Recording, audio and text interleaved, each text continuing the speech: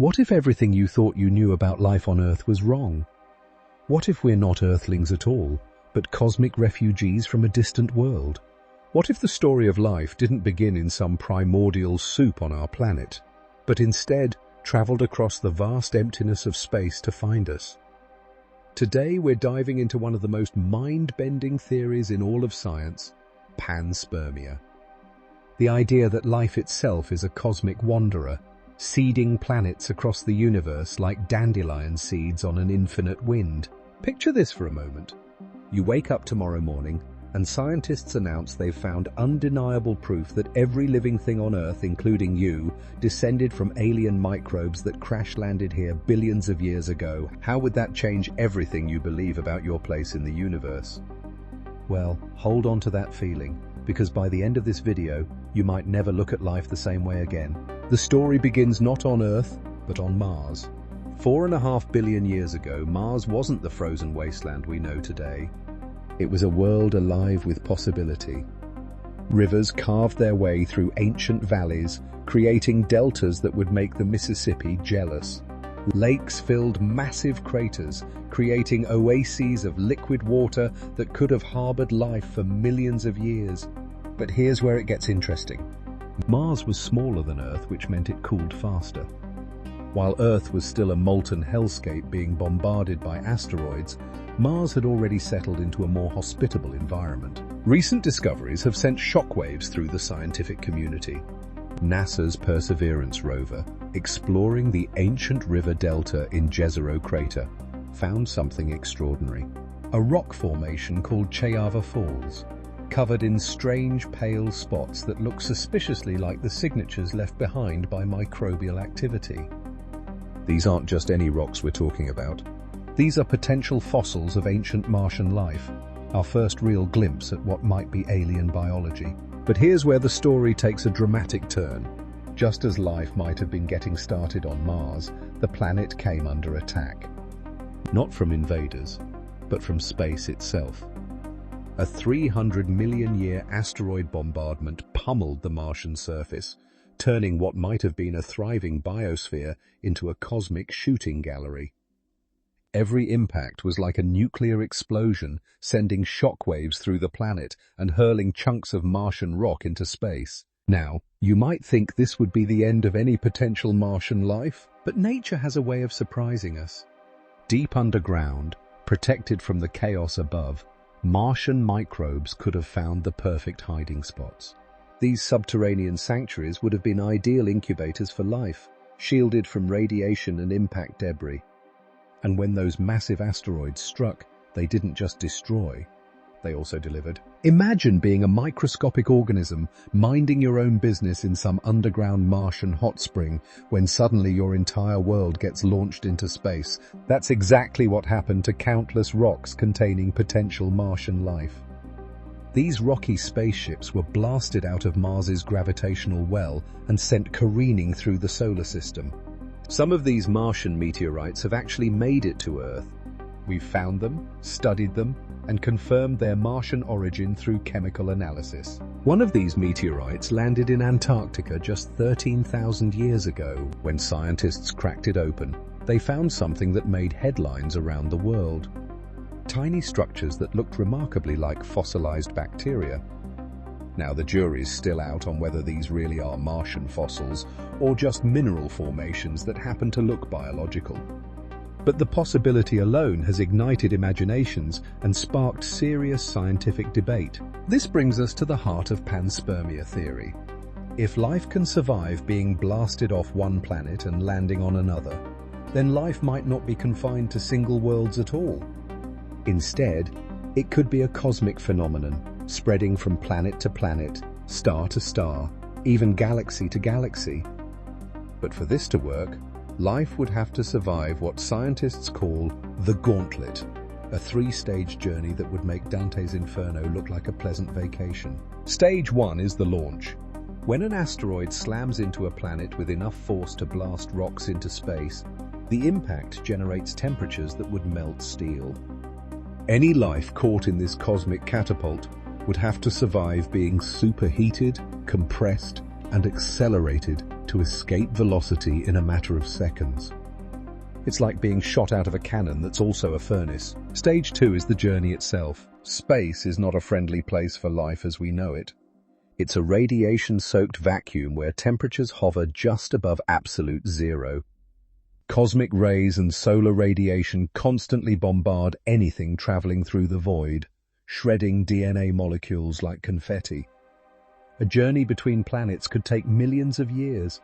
A journey between star systems could take tens of millions. That's a long time to survive in the ultimate hostile environment. Stage 3 is the landing. After surviving launch and journey, any microbial hitchhikers would have to endure atmospheric entry. That means being heated to thousands of degrees as they slam into their destination planet's atmosphere at cosmic speeds. Most meteors burn up completely during entry. Only the largest survive to reach the surface, and even then, the impact can be devastating. So, can life actually survive this cosmic odyssey? The answer might surprise you. Scientists have been putting various forms of life through space simulation experiments, and some organisms have proven remarkably resilient. Bacterial spores, essentially the dormant forms of bacteria, can survive extreme temperatures, radiation, and the vacuum of space for extended periods. Some have even survived direct exposure to space conditions aboard the International Space Station. The undisputed champions of survival are organisms called extremophiles. Take Deinococcus radiodurans, a bacterium so tough it's nicknamed Conan the Bacterium. This microscopic survivor can withstand radiation levels that would be instantly lethal to humans. It can repair its own DNA even after it's been shattered into hundreds of pieces. If any life form could survive the gauntlet of interplanetary travel, it would be something like this. Then there are tardigrades, microscopic animals that look like adorable water bears under a microscope. These tiny creatures can survive in the vacuum of space, withstand temperatures from near absolute zero to well above boiling, and even endure radiation levels that would sterilize most environments. They're basically nature's ultimate survivors, and they exist right here on Earth. But even if complex life can't survive the journey intact, there's still hope for panspermia in the form of something scientists call Necropanspermia.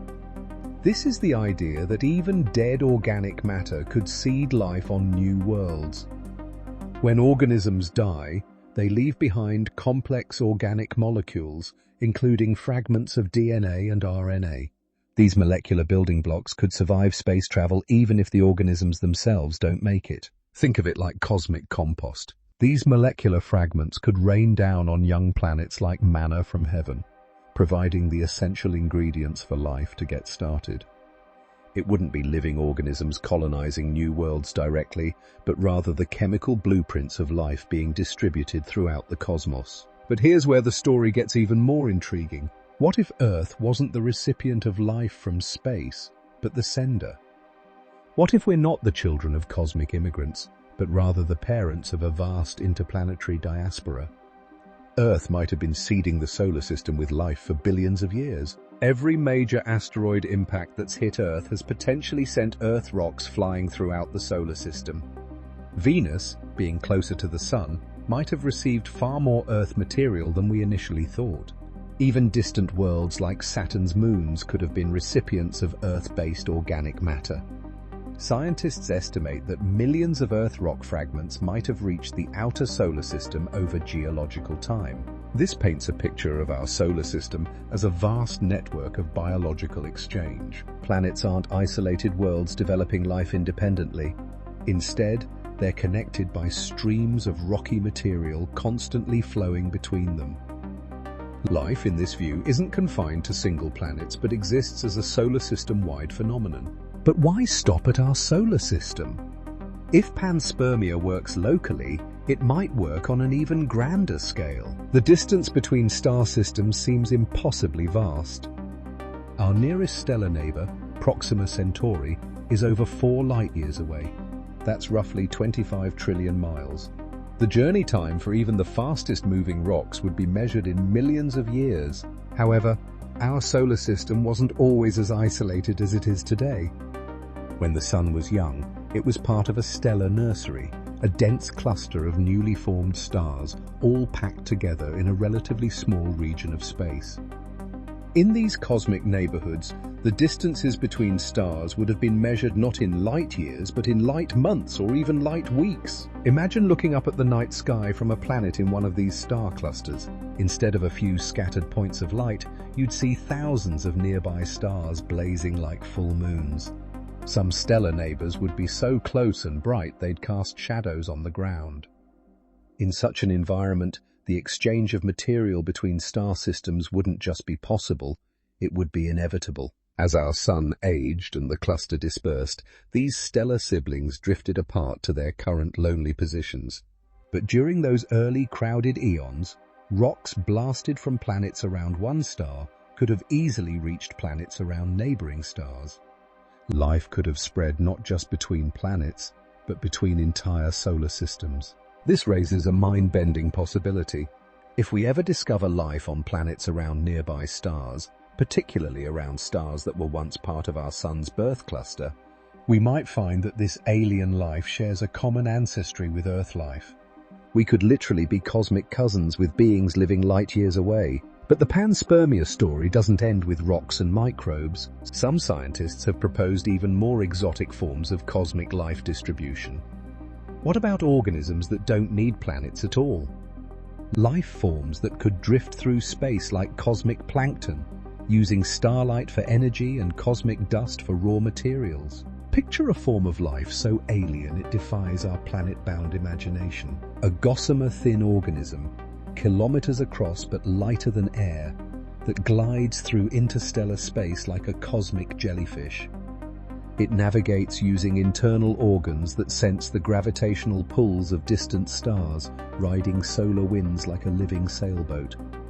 It could reproduce by budding off smaller versions of itself, creating entire fleets of space-dwelling life forms. These hypothetical organisms could serve as living spaceships, carrying more conventional forms of life between star systems. They might even actively seed promising planets, acting like cosmic gardeners tending to a galaxy-wide ecosystem. While this might sound like pure science fiction, it's grounded in serious scientific speculation about the possible forms life might take in environments we've never encountered. The implications of panspermia extend far beyond academic curiosity. If life is indeed a cosmic phenomenon, then we're not alone in the universe in the most profound sense imaginable. Not only might other worlds harbor life, but that life might be related to us. We could be part of a vast family tree that spans galaxies. This also changes how we think about the search for extraterrestrial life. Instead of looking for life that evolved completely independently, we might be searching for our own cosmic relatives. The first aliens we encounter might not be foreign at all, but rather distant cousins whose ancestors shared the same primordial soup, just on a different world billions of years ago. Recent discoveries have added fuel to the panspermia fire. Scientists have found complex organic molecules in meteorites, including amino acids and even nucleobases, the building blocks of DNA and RNA. These aren't just simple carbon compounds, but sophisticated molecules that form the foundation of life as we know it. The fact that these life-essential molecules can survive in space and arrive intact on planetary surfaces makes panspermia seem less like wild speculation and more like a viable mechanism for life's distribution. Space missions have also revealed that many worlds in our solar system are far more habitable than we once thought. Jupiter's moon Europa hides a vast ocean beneath its icy surface. Saturn's moon, Enceladus, shoots geysers of liquid water into space, some of which contains organic compounds. Even Mars shows signs of having liquid water flowing seasonally on its surface. If our own solar system harbors multiple potentially habitable worlds, then panspermia has plenty of opportunities to operate. The timeline of panspermia could stretch back to the very origins of life itself. The earliest evidence of life on Earth dates back almost 3.8 billion years, appearing surprisingly quickly after the planet became habitable. This rapid emergence of life has always puzzled scientists. How could something as complex as a living cell arise so quickly from non-living chemistry? Panspermia offers one possible answer. Maybe life didn't have to start from scratch on Earth. Maybe it arrived with a several billion-year head start. But panspermia also raises profound philosophical questions about the nature of life and our place in the cosmos. If we're all descended from cosmic wanderers, then every living thing on Earth shares not just a common terrestrial ancestor, but potentially a common alien ancestor. The family tree of life might have roots that extend not just deep into Earth's past, but deep into space itself. The search for evidence of panspermia continues on multiple fronts. Scientists are studying meteorites with increasingly sophisticated techniques, looking for definitive signs of extraterrestrial life or its chemical remains. Space missions to Mars are specifically designed to search for past or present life, with the understanding that any Martian life could be related to Earth life through ancient biological exchange. Future missions to Europa, Enceladus, and other potentially habitable worlds will test whether life can arise independently in different environments, or whether the signature of panspermia can be found throughout the solar system. If we discover that life on these worlds shares fundamental characteristics with Earth life, it might be evidence that we're all part of the same cosmic biological network. Perhaps the most exciting possibility is that panspermia isn't just about the past, but about the future. If life can naturally spread between worlds, then our own expansion into space isn't just exploration, it's participating in a process that might be as old as life itself. When humans eventually establish colonies on Mars, Europa, or worlds around other stars, we might be continuing a tradition of cosmic migration that stretches back billions of years. Every space mission carrying Earth microbes might be unconsciously seeding new worlds. Every piece of space debris that crashes on another planet might be delivering Earth life to alien soils. We might already be part of the panspermia process, spreading terrestrial life throughout the solar system whether we intend to or not. The theory of panspermia forces us to think beyond the boundaries of our home planet and consider life as a truly cosmic phenomenon. It suggests that the universe might be far more alive than we ever imagined, with streams of biological material constantly flowing between worlds, carrying the seeds of life across impossible distances and unimaginable timespans. If panspermia is real, then life isn't an accident that happened once on one small planet in a lonely corner of the universe. Instead, it's a fundamental feature of the cosmos itself, as basic and widespread as stars and galaxies. Life doesn't just exist in the universe might literally be alive, pulsing with biological networks that span between worlds and across the vast reaches of space and time. So the next time you look up at the stars, remember that you might be looking at your ancestral homeland. Those distant lights might not be alien suns in a foreign cosmos, but rather the neighborhoods where your biological story began. In the grand narrative of panspermia, we're not Earthlings who happen to live in space, we're cosmic beings who happen to call Earth home. And that might be the most beautiful truth of all.